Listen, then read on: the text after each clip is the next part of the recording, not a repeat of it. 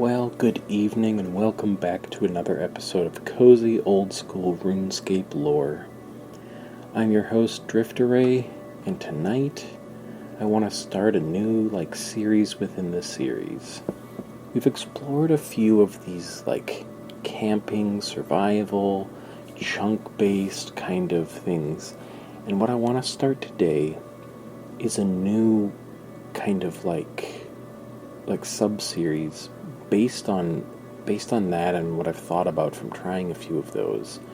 Because what I want to do is start in one chunk, pretend like my account is an iron account, locked to that chunk, and that I have to complete the tasks available in that chunk, presented through the Chunk Picker V2 website, before I can unlock another chunk.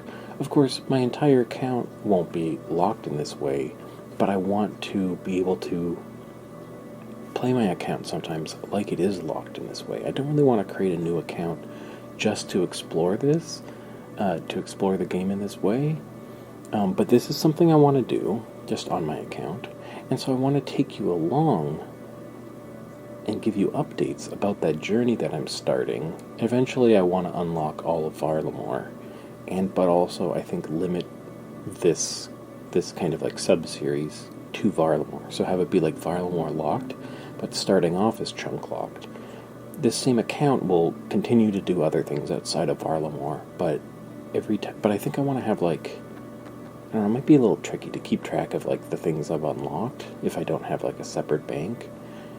But what I can do is I can have a bank tag, and I can tag certain items as things that I found here. So I'm gonna have to think a little bit about how I manage how I keep track of things I've unlocked here versus in the rest of the game, but I think I can do it. And so, from being locked in this starting chunk, the way I'm gonna unlock new chunks is by completing the chunk tasks in the Chunk Picker V2 website. And for each episode that I do of this adventure as part of this show, I want to have, because this is a lore episode, I want to have each episode that I include in this podcast focus on one of the chunks. So, unless there's so much in one chunk that I can't cover it all in one episode, I generally want to, if you see an episode related to this Varlamore-Locked one chunk series thing, I want you to be able to expect that we're looking at a new chunk in a new episode, except for maybe certain exceptions. Because I want, as it comes to this podcast, I want the episodes to be focusing on lore we can learn in a distinct place each time. So I hope that makes sense. The breakdown of this is the same account, Drifteray, that I'm always playing on, but this is me playing the account in a particular way with particular restraints and limitations, sometimes, kind of like an account within an account or whatever. And then when it comes to how that interfaces with the podcast, you won't necessarily hear every time I'm playing this account or be here with me for every moment of me playing this account, but I do want to invite you in for each chunk. I want there to be an episode for each chunk that I unlock and explore, and that will be focused on what's in the chunk, what can we find, a little bit about the experience, but mostly what can we learn about this specific chunk of the game and the lore that it has, the culture that it has, the people that are there, the things that are there, maybe what it is, the history of this place. That's kind of how I want to explain it. Now, if you're wondering about what kind of the rules are for when I'm playing this chunk-locked iron kind of thing, I can only unlock a new chunk when I complete the tasks, and I'll let you know, once we dig into this specific chunk, I'll let you know what those tasks are that I'm going for. I may unlock them in this episode, or I may tell you in the next episode, okay, so I have completed those tasks. Either way, the focus is going to be on what we can learn from the chunk.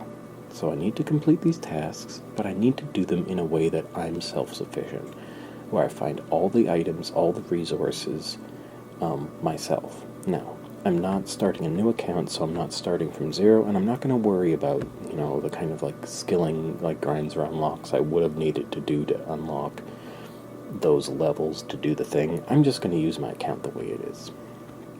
So I hope that kind of makes sense.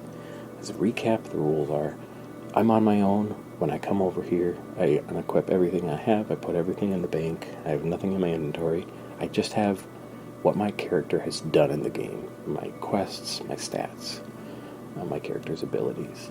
And from there, I have to find everything. When I lock myself to one of these chunks, I have to find everything myself, do everything myself, and along the way, I'm going to try to complete the key chunk tasks, and once I do that, I am allowed to roll a new chunk. Those chunks will always be within Varlamore when it comes to this sub-series, and each episode will be focused on one of those chunks, and focused on exploring the area, what's here, who's here, what we can learn about the lore, what we can learn about the history. So I hope that makes sense, and so let's dig in for today. Today I am here in Alderaan. This is going to be my starting chunk, a chunk on Alderaan. It's called Mistrock. It's a town in the south of this island of Alderaan that's in the southern part of the Kingdom of Varlamore. The Kingdom of Varlamore is all the way on the west side of the RuneScape game world. I think of Varlamore as kind of like a mix between like Mayan or Aztec culture and like Italian culture, because on Alderaan, for example, there's a bunch of grapevines and it has this kind of like Mediterranean feel as well. So that's, I think, the kind of like cultural influences they were going for in the design, the kind of like the history, the architecture, the like biomes and environment of the place. And so Alderaan has like vineyards and villas and things. It's like very Italian feeling. And then Mistrock is all the way on the southern part of this island, and it's just it has 3 buildings in the whole little village. There's the bank where I'm standing right now. There's 3 groups of buildings. The bank is surrounded by a couple other buildings that are attached to it, like a shield shop, a couple cooking ranges, and then another group of buildings is a pub and maybe a house attached to the pub, and then the other group of buildings is a mining shop and an anvil. There's a couple water sources in town, there's some maple trees and yew trees, and there's a place to catch lobster. That's basically the features of this chunk, unless I find other things as I explore the chunk. Oh, I'm remembering, I do need to turn on a plugin I got for RuneLite is the application that I play the game through. There is a plugin for kind of locking yourself to your chunk. So I'm going to let you know when I have that activated, because it'll just help me make sure I'm playing constrained to this chunk for this episode. Okay, I've got myself set up for the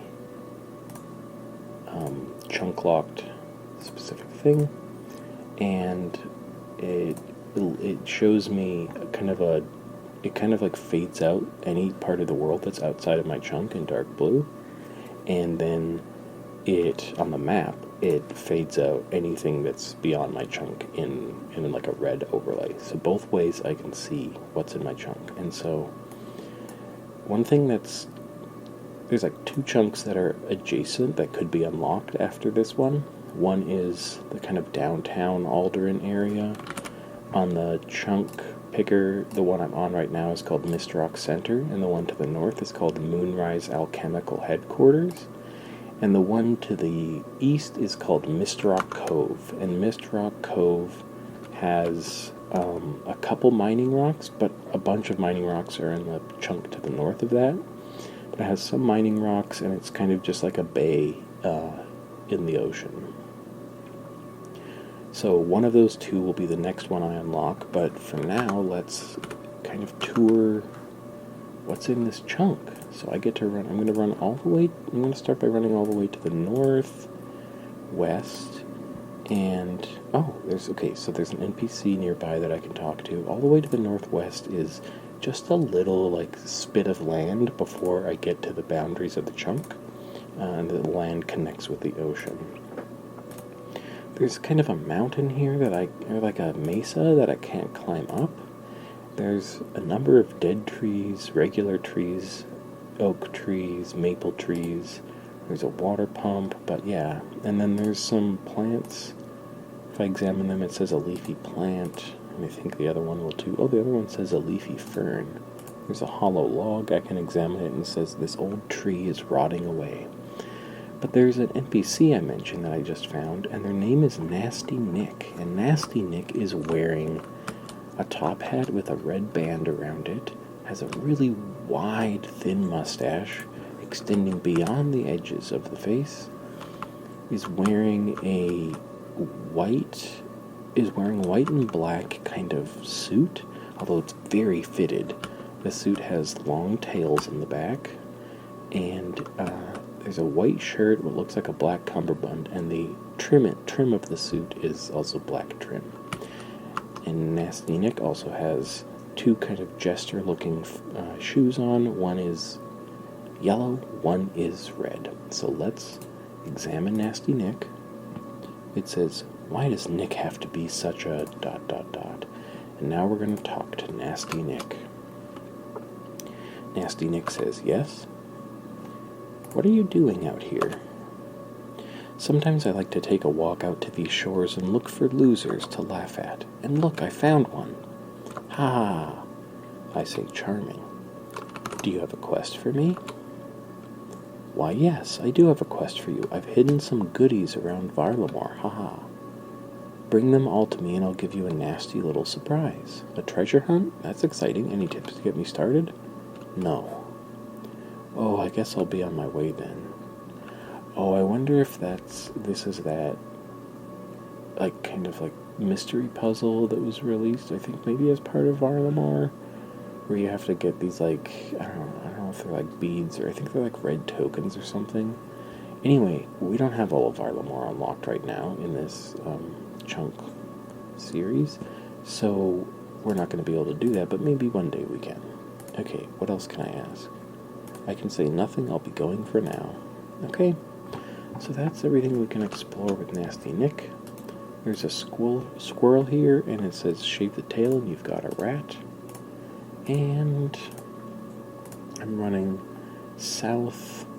There is 2 fishing spots that I believe are lobster fishing spots, but I don't know if I'm going to be able to fish them. If I examine a butterfly here, it says it's a viceroy butterfly.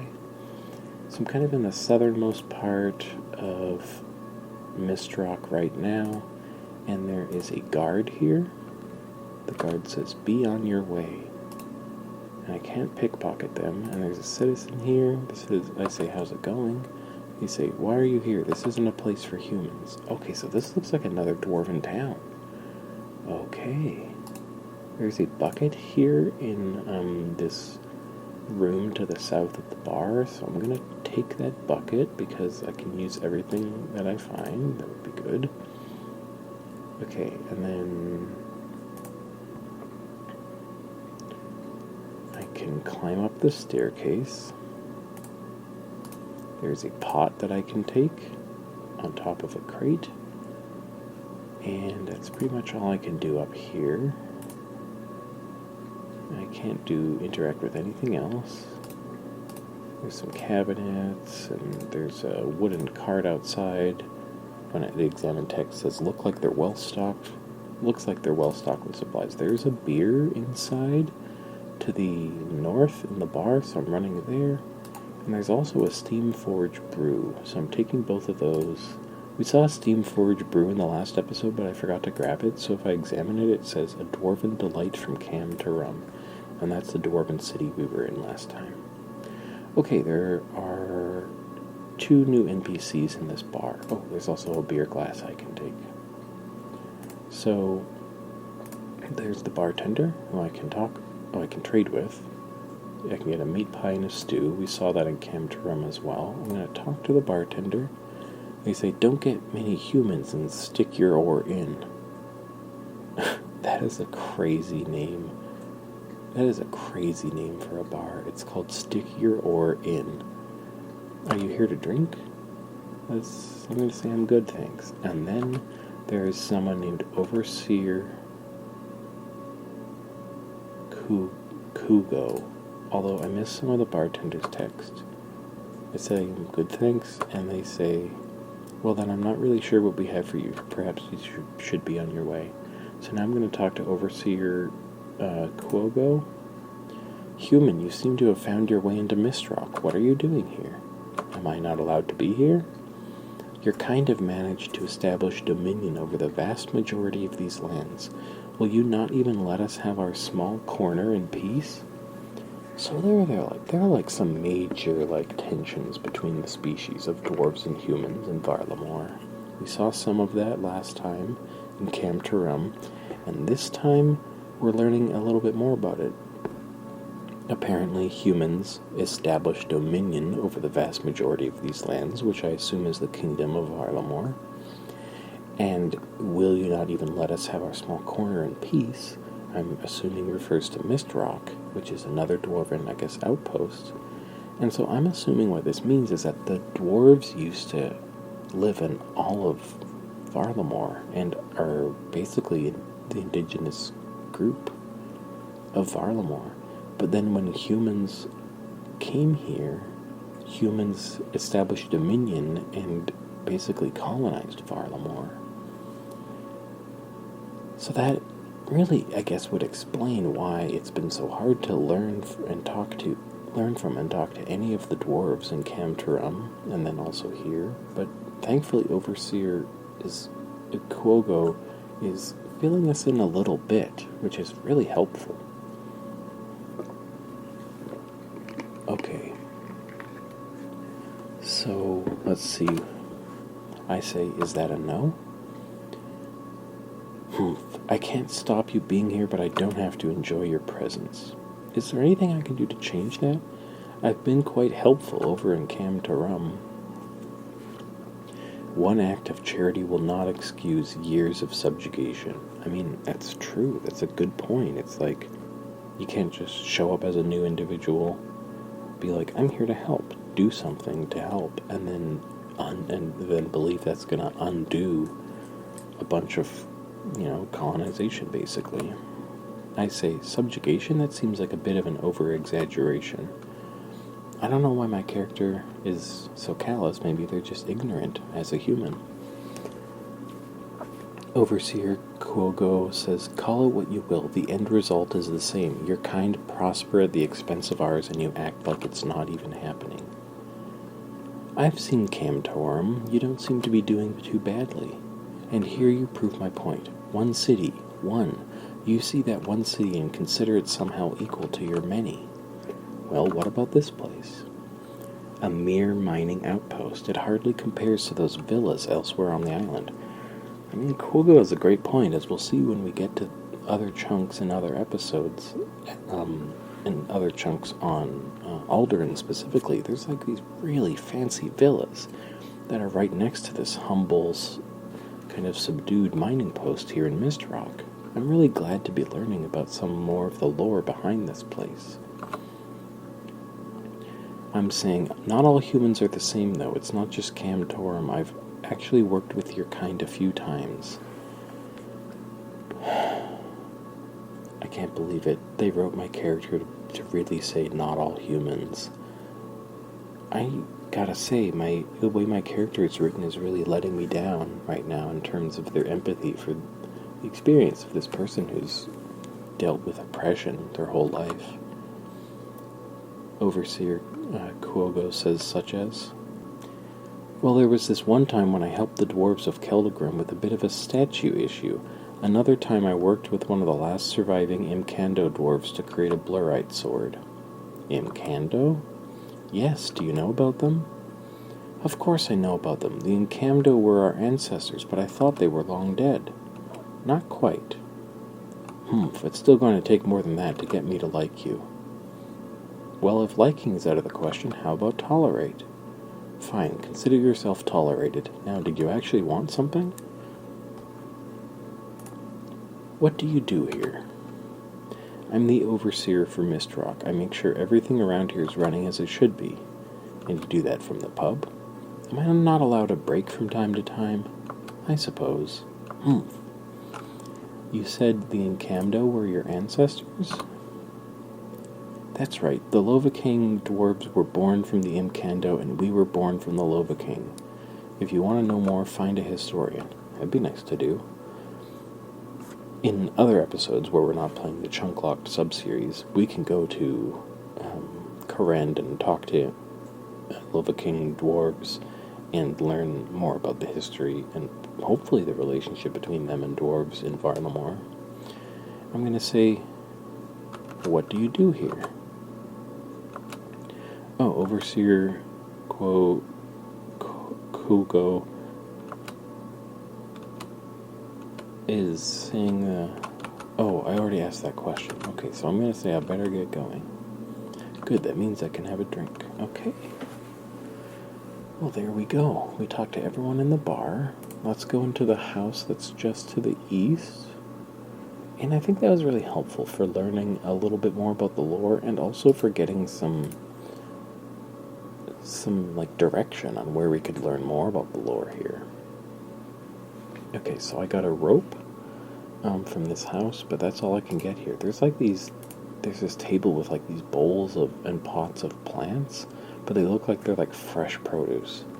And it says packed with crunchy nutrition. It looks really good, actually. And there's a painting on the wall in the next house. It's like kind of like a mountain valley with like a road or a river winding through it, and then there's it looks like the sun up above.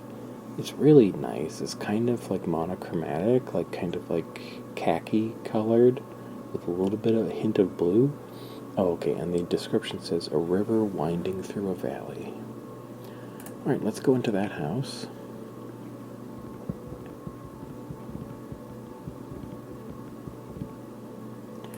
And there's nothing to interact with downstairs other than a citizen who I think will have some generic dialogue for us.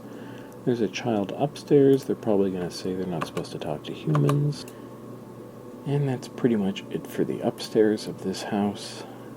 Oh, there is? When I go upstairs, I can see that there's like a roof. Oh, I can go out onto it. This is really cool. So there's a door that opens from that upstairs of that house. And then there's like a rooftop terrace, kind of, with a bench, some lanterns hanging. It's actually really nice up here. And then there's a workshop-looking place. There's a drill in it. There's a workbench. I can't really interact with a workbench, but there are logs in here that I can take. And there's an iron bar I can take, so that's all helpful. And then there's a staircase that I can climb down.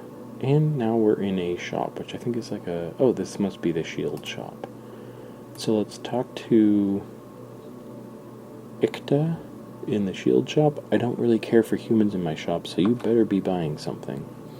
I'm going to say, what are you selling? Shields. And, okay, so it's square and kite shields from bronze through adamant. And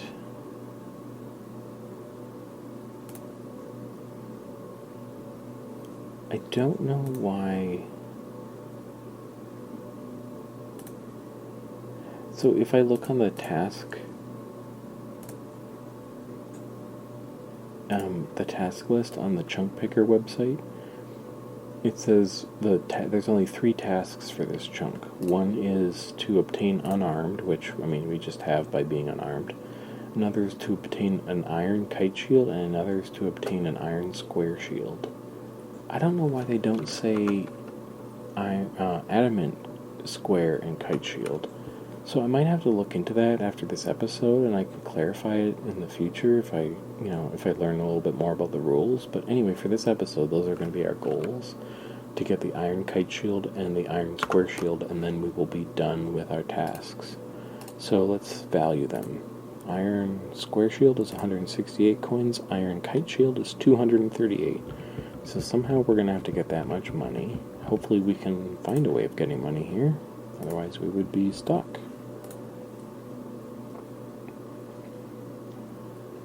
And then there's there's like a pickaxe shop and an anvil over here. There's a hammer on the table that I can take. And there's someone named Necto who I can talk to. Hello there, I'm looking to take advantage of the Mistrock mines? If so, I'm happy to buy any ores from you. I can also sell you some tools if needed. I can say, what can you tell me about this place? Mistrock? It's a mining outpost. It was set up by Camtorum after you humans went and had another of your wars. We lost some good mines and needed to find new ones. Why here? It wasn't the first choice, but both humans and dwarves alike were pretty poor after the fighting ended, so we all had to learn lessons in how to compromise. Still, it ended up not being too bad in the end. We found there was a reasonable supply of coal and iron here, along with some silver and gold. The location ended up being quite appealing for some as well. It makes for a nice change of scenery for those that appreciate that sort of thing. So, what was here before Mistrock? Nothing much of note. The land here was owned by the Moonrise Brewery and Winery, but they found it wasn't much good for growing grapes. So they were happy to give it up? Very happy. They saw an opportunity for a new business relationship. In return for giving us the land, we now give them favorable rates on what we mine here. Does a winery have much need for metal? Apparently so. I guess they use it to make and maintain all their fancy brewing and winemaking equipment. But anyway, enough about that. Are you interested in buying or selling some ores? I'm going to say, let's trade. Great. Well, Necto was pretty friendly. I wonder if I can sell this iron bar, though. Nope, I can't sell it to the shop. So, unfortunately, I don't think I can use this shop at all until I get those shields and unlock, finish up the chunk tasks and unlock a roll for a new chunk. Well, this is probably going to be tricky. I don't know how I'm going to make money here because I don't think there's a general store. So, how am I even going to sell anything? Let me trade with Ikta again and see if they will buy any of my stuff. Nope. How am I going to make money? Can I sell something to the bar? Maybe I can sell the beer I got in the bar to the bar. That would be funny. Let's see. I can't sell the beer, and I can't sell the Steamforged brew. Can I sell anything?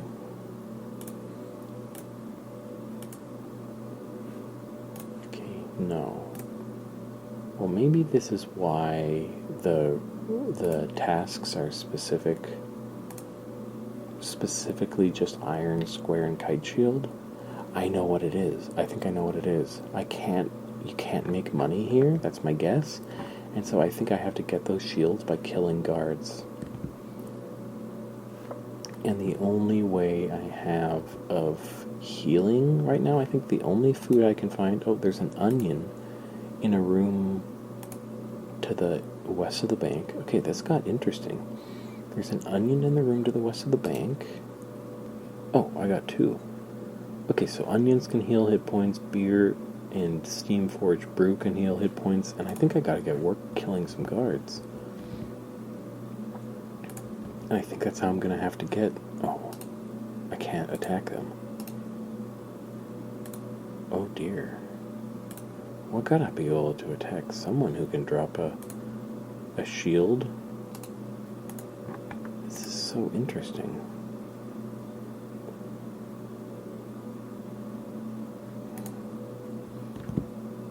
How am I going to get an iron square shield and an iron kite shield here? I can't attack any of the guards. They just say move along.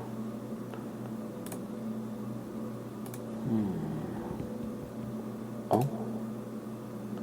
I thought I saw a potion on a table nearby. Okay, well, I'm going to go to the wiki page for Mistrock now.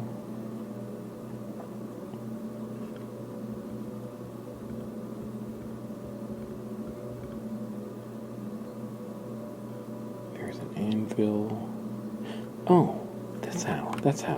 Okay, I figured it out. Well, we solved the puzzle, I think, for today. I have a hammer that I picked up in one of the houses here. I also have an iron bar that I picked up. I can make iron. That's how I'm supposed to do it. I can obviously just make an iron square and kite shield from my smithing skills I already have on the anvil that's next to the pickaxe shop. So now I just have to, I just have to get back to where the iron bar is, and I have to go there, and then I have to pick up enough iron bars to make the shield. Interesting. That was kind of a fun little puzzle to figure out how to do this first, to finish up this first chunk. And I think we basically talked to everyone we can talk to, too, so I think once these tasks are done, we'll be ready to roll the next chunk. And I think we'll probably have time in this episode for you to see me do that, be with me as I do that process. Okay, so I'm going to take the iron bar, and then let's run back to the anvil. Let's make our shield, and let's go from there. I already have the hammer, and, okay, smith anvil, square shield. Okay, so I can make that. Great, I'm going to mark that off.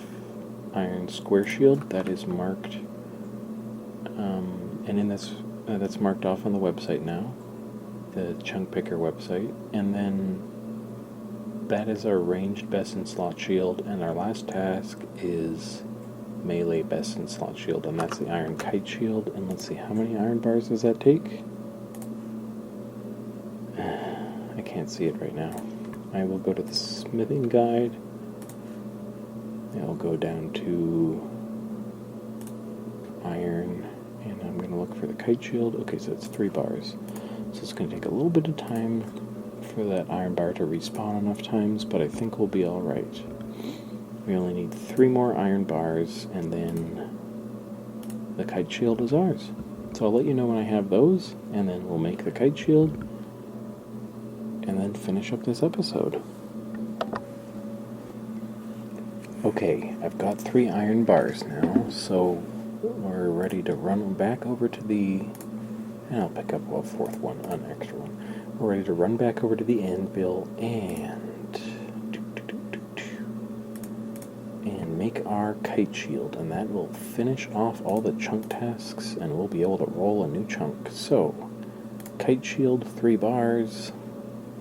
It is made, and that is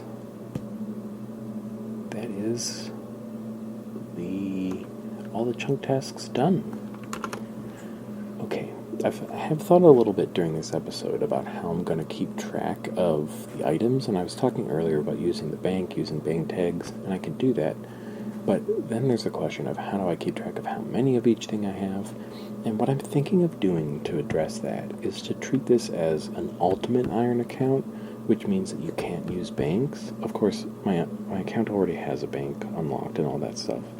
But what I want to do is I want to play as if when I'm doing this sub-series, this chunk-based Varlamore-Locked series, I want to play as if I can't use banks. And so that means everything that I have, basically like ultimate iron person rules. So like everything I have has to be within one inventory and all that. I want to try that. I want to see if it works. And the way I want to keep track of that is at the end of each episode, I want to take a screenshot of my inventory and a screenshot of my equipment, and then I want to put them in the bank at the end of the episode.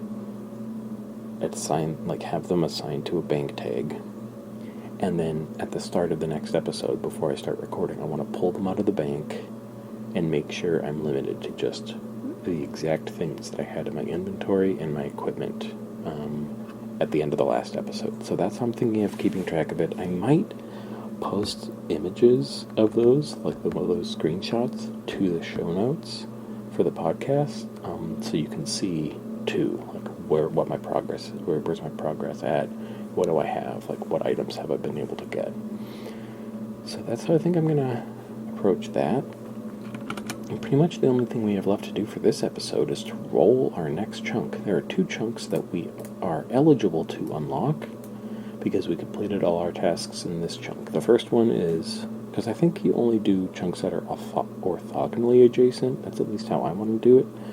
And so I have the chunk that's directly north of me, called the Moonrise Alchemical Headquarters, and I have the one that's directly to the east of me, that's called Mistrock Cove. I kind of want to do Mistrock Cove first instead of the one to the north, because I think it would be kind of nice to complete off the bottom area of this island.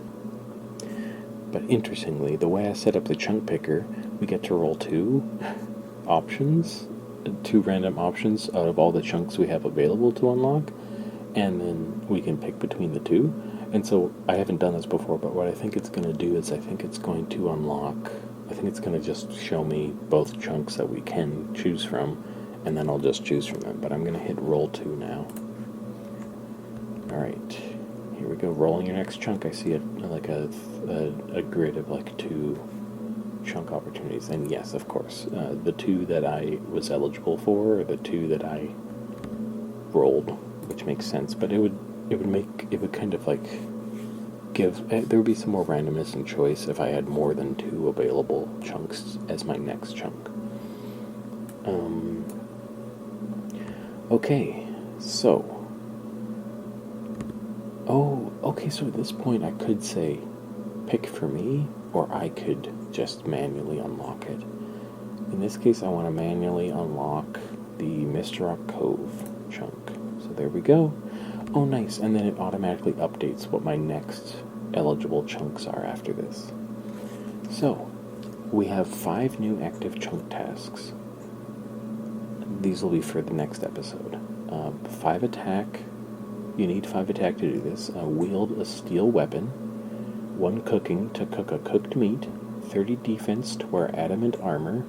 And remember, during this sub-series, I have to find all of these things myself. I can't buy them. They can't be from my bank, from my general gameplay. It has to only be things that I unlocked within the course of this sub-series. So I have to either make or find adamant armor myself. So those are the skill tasks. Basically, the reason the adamant armor is a skill test is because you need 30 defense. So if you were starting this from a level 3 brand new character, you would have to train up your defense to have 30 defense. In this case, we have to get the armor. And then our best in slot tasks are the melee best in slot shield, obtain an adamant kite shield, and the ranged best in slot shield, obtain an adamant square shield. And I think the reason these are unlocked now is because now that there's the mine, we can get ore, as long as we can find a pickaxe to start with, we can get ore and sell it to the shop, and that's how we can unlock the armor from the shield shop. So that's basically the plan for next time. We'll look around Mistrock Cove. There probably won't be a lot of lore there. It might be a shorter episode. I might have to make an exception sometimes, and if it's a very brief chunk episode, I might do more than one chunk in an episode, but what I don't really want to do is do more than one episode for a chunk, unless there's just so much stuff there. So anyway, thanks for bearing with me as I explore a new sub-series as part of this podcast. I think this is going to be fun. I think it's going to be cool. It's a type of gameplay I've wanted to do, but I've kind of held back because I haven't wanted to just make a new account, have to pay for membership for a new account. This is just a hobby for me. So I'm glad that I had this idea of this way of I can just play it as if I'm restricted in these ways without having to create a new account. Obviously, it comes with the drawback of I don't have to train up from scratch my skills, so in that way, maybe a little bit of the fun is lost. But I think this will be, for me, a nice introduction into Iron account gameplay, at least, and Chunk Locked account gameplay. In case you were wondering, the chunk rules I picked for this are the Extreme Chunker rule set. I'm going to read a little bit more about those after this episode, and I might tell you a little bit about what distinguishes an Extreme one from just the vanilla Chunk Locked thing. It kind of has to do with what constitutes a task that you have to finish to unlock the next chunk, and that sort of thing. But anyway, well, thanks so much for joining me. I think that's going to do it for this episode of Cozy Old School RuneScape Lore. Today we learned about the history of Mistrock, which also shed light on the broader kind of tension between humans and dwarves in Varlamore, especially given that dwarves seem to have been the indigenous group here, and now the area has been like colonized by humans, and there's a huge economic disparity between humans and dwarves. And right here in Alderaan, just diagonal chunks, Mistrock, a very modest town, a town of modest means, and then just to the diagonal chunk to the north east is the biggest villa on the island. Lavish, has its own private theater. Like, it's even bigger than the house itself. It's like, yeah, it really puts things into perspective, having had this Mistrock episode and finally learning a little bit more about what's going on behind the scenes with humans and dwarves. I do wish my character had been written a little bit more empathetically. I think my character has a lot of learning and growth to do to be able to show empathy and to basically check their own privilege. But yeah, that's going to do it for this episode of Cozy Old School RuneScape Lore. I want to thank you so much for joining me today as I explore this new sub-series. And I'm going to say that I wish you will have, I hope you have such a good evening and that you sleep so well. And I'll say good night and goodbye for now.